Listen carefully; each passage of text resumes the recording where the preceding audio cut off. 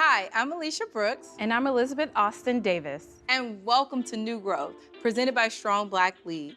We are so excited to have you at the Black Hair Experience in our DMV location as we have a conversation with two powerhouse women who are navigating the ever-changing Black hair space.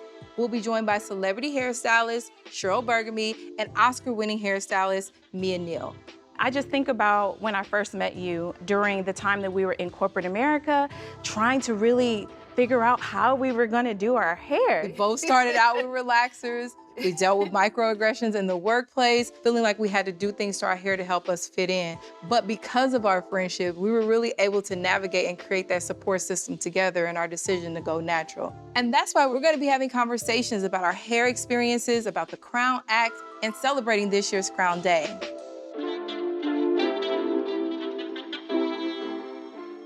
So we're joined by New York celebrity hairstylist Cheryl Burgamy, whose work has been featured all over Broadway, in print media, and styling some of your favorite celebs. We're also joined by Mia Neal, who is one of the first Black women to win an Oscar for hairstyling. Her work has been featured all over TV and media, and she's known for some of her amazing wig work.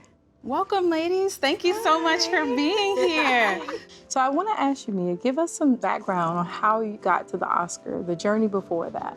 I was born and raised in Gary, Indiana. My aunt had a salon there.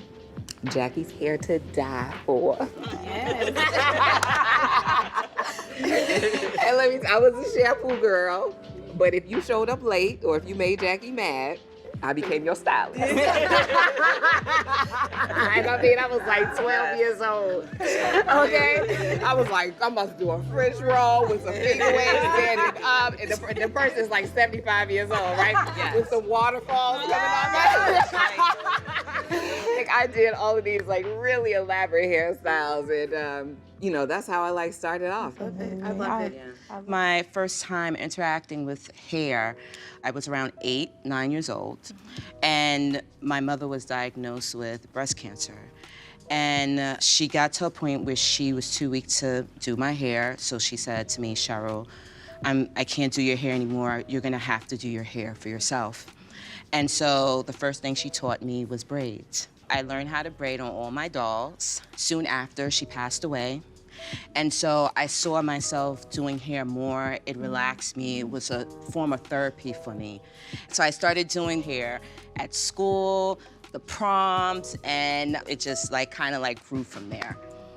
Ultimately, your passion is your passion. You know what I mean? You're always going to be led back to it. I had no idea about film and TV and, having a pension and being a part of a union and not working in the salon necessarily. So when people say, well, you have this Oscar, it's like, that Oscar is everybody's Oscar. Yes. That Oscar belongs to all of us. Yes. It's like everybody's put that work in. So all of this kind of makes me think about Cicely Tyson and her just unapologetically being herself on set. Yes. It's crazy to think that in the 60s, she was the first Black woman to rock her natural hair. Wow. Who would you say now in modern times that you would think is influential when it comes to rocking their natural hair?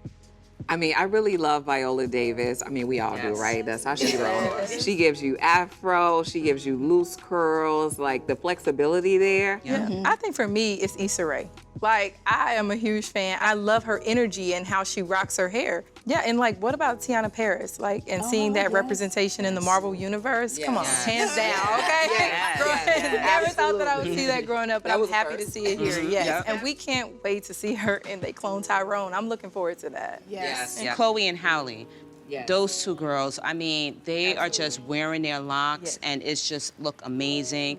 When I was in high school, everybody was just, worrying about making sure their hair was straight. And nowadays, it's the youth are so give me the purple. Can we add another inch to that now?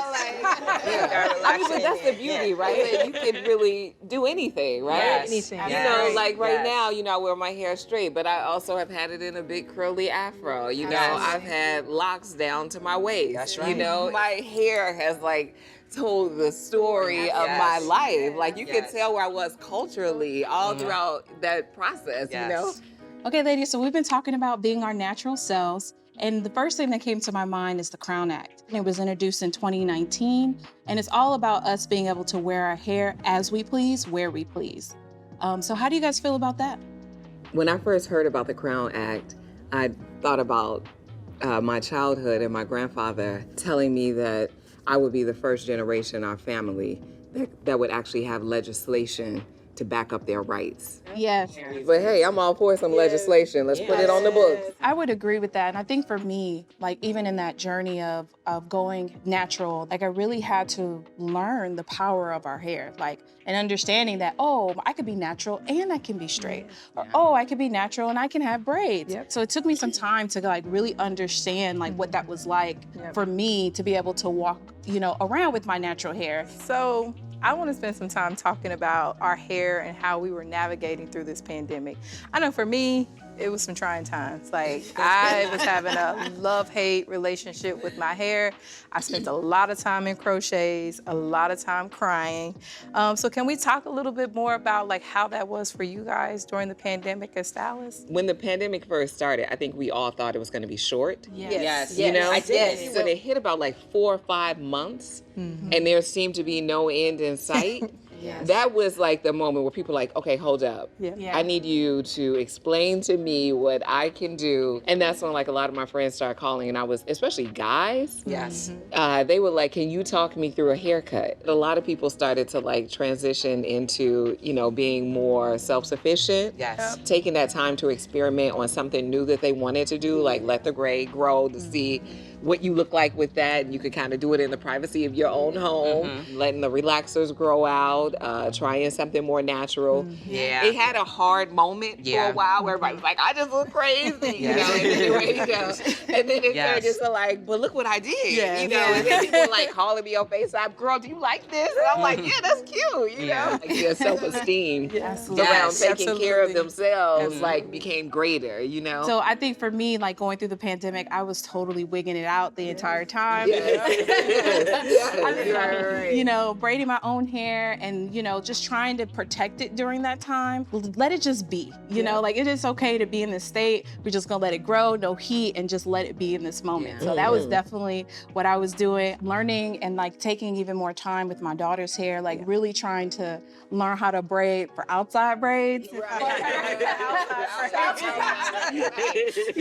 trying to learn.